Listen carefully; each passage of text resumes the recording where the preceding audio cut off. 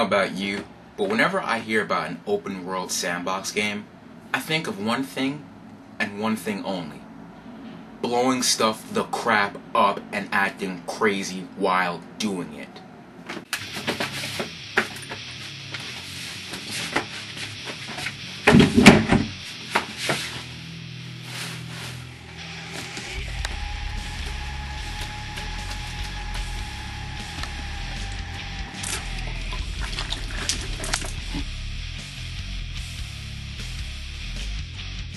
Red Faction Guerilla takes place in the year 2125. The Earth Defense Force, or EDF, the allies in the original Red Faction, have now become the main antagonists of Guerilla. Earth's natural resources have run scarce, and as a result, its global economy has collapsed from rampant speculation of commodities and lack of production. Under pressure by Earth's corporations and leaders to acquire the resources of Mars at any cost, and at a pace to meet Earth's high demand, the EDF has forced Martian society into a permanent state of unfree labor. The newly reformed Red Faction arises to rebel against the EDF, drive them off the planet, and begin fairer negotiations with the planet Earth. You play as Alec Mason, a demolitions expert who arrives on Mars to reunite with his brother Daniel and begin a new life, only to learn to his surprise that Daniel is now a member of the Red Faction. While on work detail, Daniel testifies about the EDF's cruelty to the Martian people and asks Alec to join their cause. He is soon after brutally gunned down by air support from the EDF assault team. Ouch.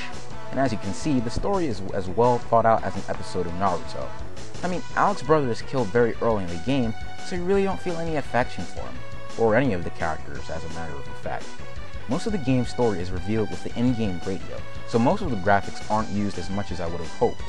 The other problem with this style of storytelling is that you really don't get a clear background of this type of character. It's just like in Transformers the movie.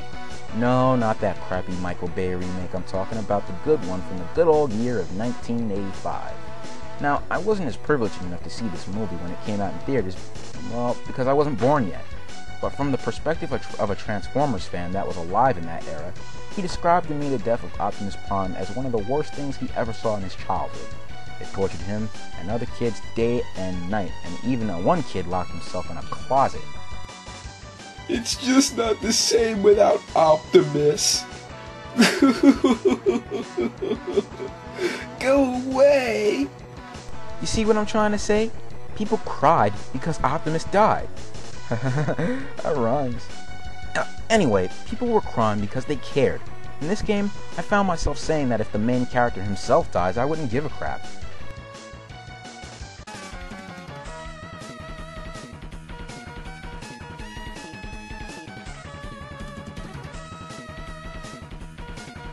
Red Faction Guerilla features a third-person perspective as opposed to the first-person perspective used in the two previous Red Faction games.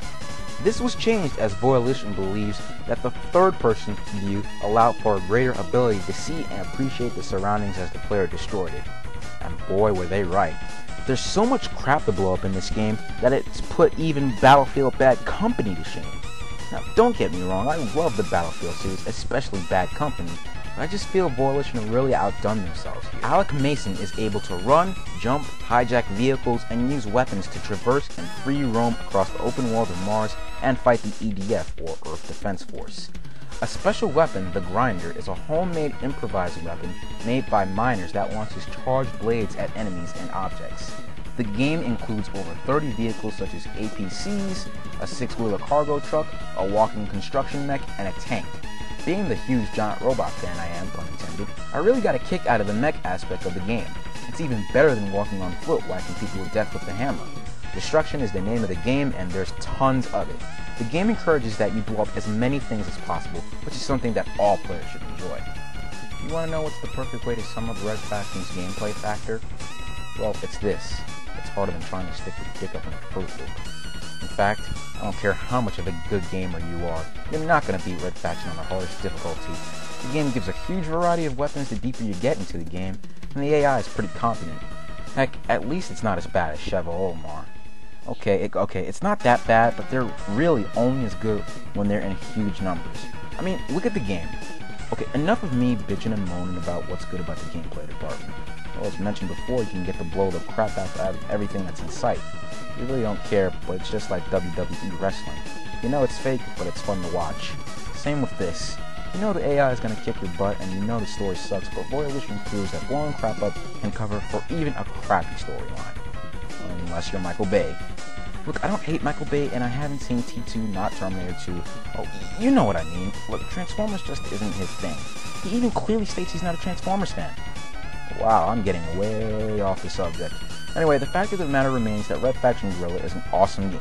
The action is in your face, no, not literally, but you know what I mean.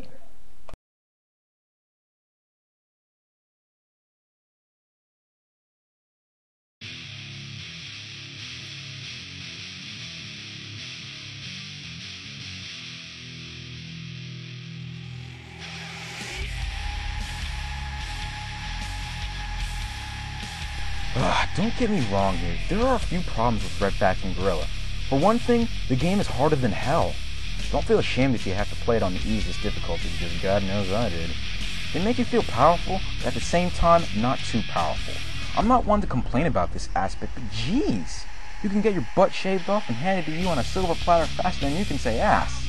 The destructible environments are good, and nearly everything in sight can be blown to bits. There are a few problems with the engine though.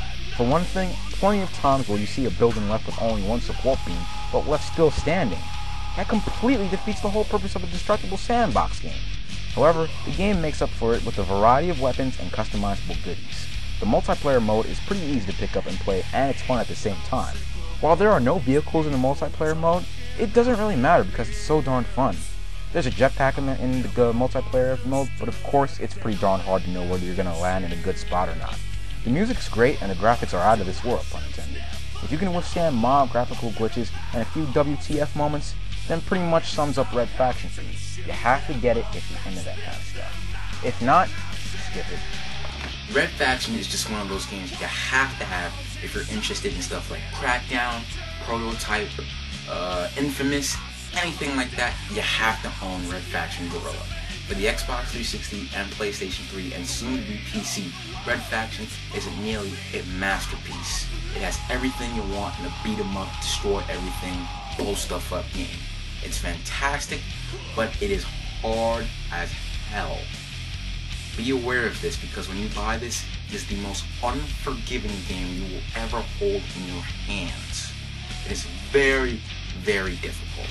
However, don't let that make you shy away from picking this game up. It's fantastic and you need to have it. I give Red Faction Guerilla a 9 out of 10. This is Silver Saturn Studios signing out.